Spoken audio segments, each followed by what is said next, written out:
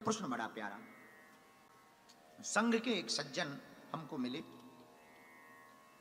संस्कार पर चर्चा चली तो किसी ने हमसे पूछा कि ऑस्ट्रेलिया आके आपको कैसा लगा। हम कहा ठंडा ठंडा लगा। अब जैसा लगेगा वैसे ही भाई। देखो हम लाग लपेट वाले आदमी नहीं है, सीधे साधे आदमी है, बहुत सीधे आदमी है। तो उन्होंने पूछा आपको ऑस्ट्रेलिया कैसा लगा। हम कहा ठंडा ठंडा लगा। बोले वो तो ठीक है, यहाँ का माहौल कैसा लगा। हम कहा एकदम शांत। अरे बोले नहीं बताओ तो। हम कहा बताना क्या है साहब, बढ़िया। एक चिंता हमको ऑस्ट्रेलिया में मिली, उस चिंता के बारे में हम शेयर करना चाहें। वो बड़ी खतरनाक चिंता है। अभी जो हॉल में बैठे एडिलेड, पर्थ, ब्रिस्बेन, मेलबर्न और भी सिटियों के नाम होंगे, हमें आते नहीं हैं। ऑस्ट्रेलिया में, न्यूजीलैंड में, फिजी में और भी देशों में जहां जहां हिंदू रहते हैं, सब कुछ अच्छा है। थोड़ी जागृति भी आई है, हिंदू एक भी होने लगे हैं। बच्चों के संस्कार बिगड़ रहे हैं।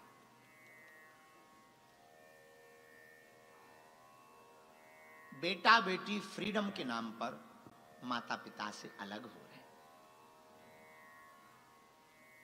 हिंदू संस्कृति कल्चर के नाम पर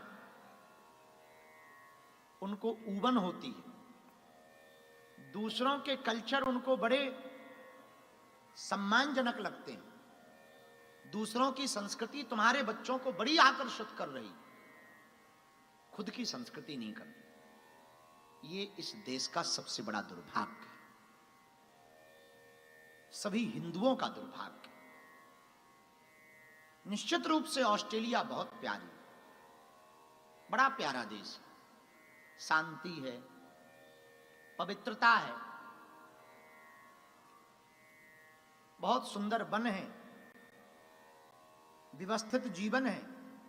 लोग सुबह उठ जाते हैं 6 बजे। यहां के ऑस्ट्रेलियन अंग्रेजों का डिनर विनर सब फ्री, 9 बजे सब सो जाते। हमारे भारत में 9 बजे तो घर आते हैं, और वो भी आ गए तो समय पे 9 बजे।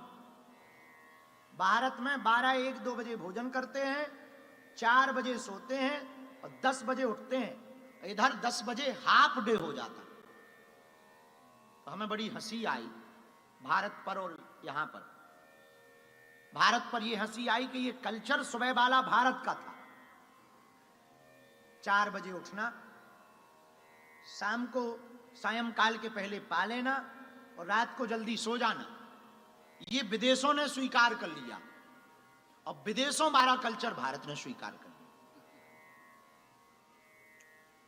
पर यहां की जो सबसे विचित्र चिंता है, वो यहां के आने वाले जो पीढ़ी तुम्हारे बच्चे हैं, उनके अंदर घटते संस्कार, बिगड़ता माहौल, क्लब और पब का कल्चर, फ्रीडम के नाम पर फ्रेंड सर्कलों के अंदर घुसकर व्यभिचार में पड़े बच्चे, माता पिता को दुत्कारते बच्चे, ये सबसे बड़ी चिंता है। यहां इतनी स्वतंत्रता है कि तुम बच्चों को समझा ही सकते हो, मार पीट नहीं सकते। वरना इतनी परतंत्रता है, वरना तुरंत पुलिस आ जाती है। हमारे भारत में जब तक पिताजी 2-4 थप्पड़ मार ना लें, तब तक उन्हें बाप होने का एहसास नहीं होता। सत्य बोल रहे हैं। अब एक बार बहुत बचपन की बात है, हम दरवाजे पे बैठे थे तो पिताजी ने पटाक मारा। तो हमने पूछा मारा क्यों? जवान लड़ाता है, सो दूसरा मारा। तब हमें उस दिन ये समझ में आया कि बाप को भी बाप होने का कॉन्फिडेंस तब मिलता है जब बिना बात के मार देते। और यहां तुम मान लो पुलिस आ जाएगी। हमको आज कोई बता रहा था, जब हम दीक्षा दे रहे थे तो कोई बता रहा था कि एक भाई साहब अपने बच्चों को पीटने के लिए भारत ले जाते।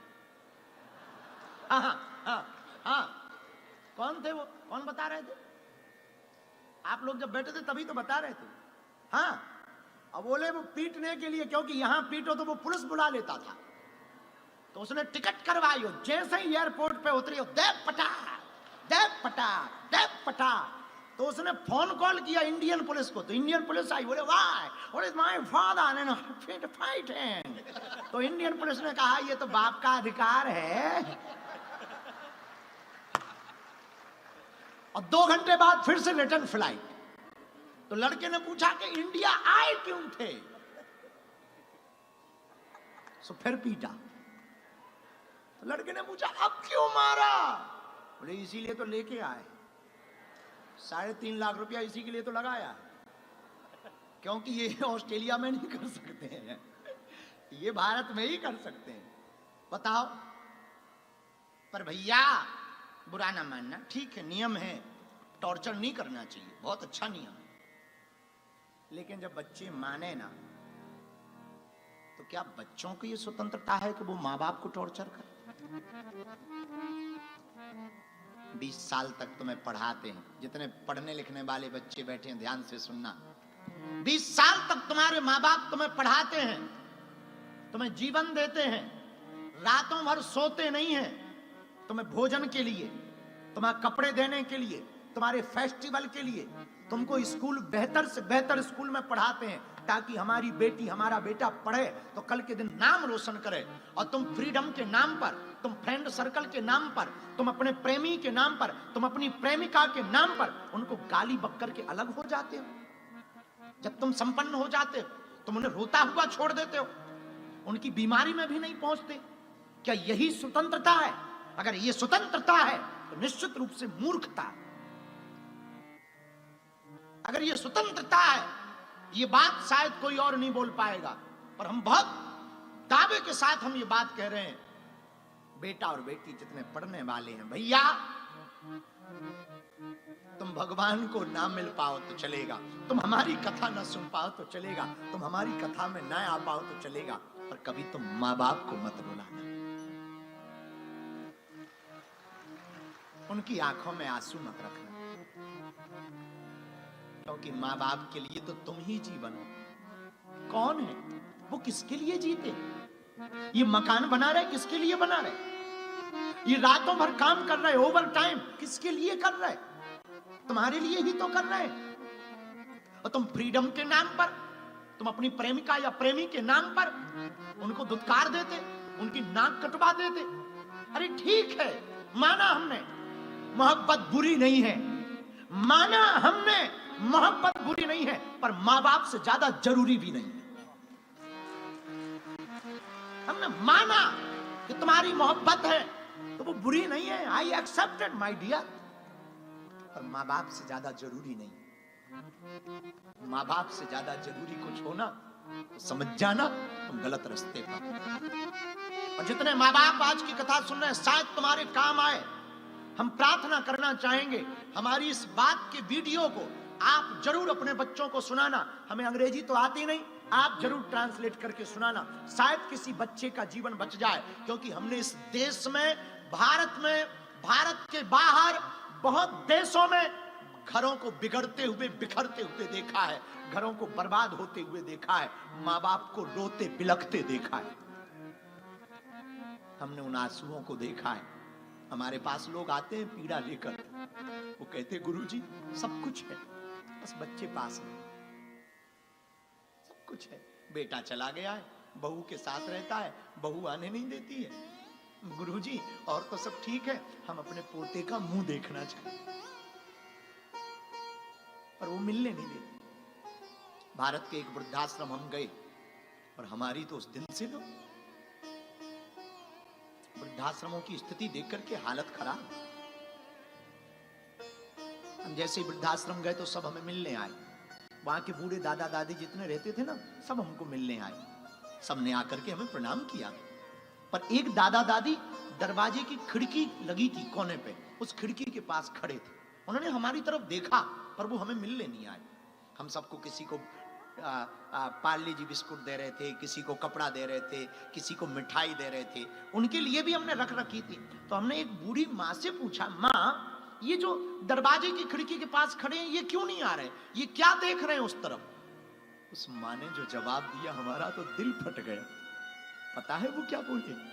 बोले गुरुजी, दरअसल इन बूढ़े दादा दादी का बेटे का मकान दिखता,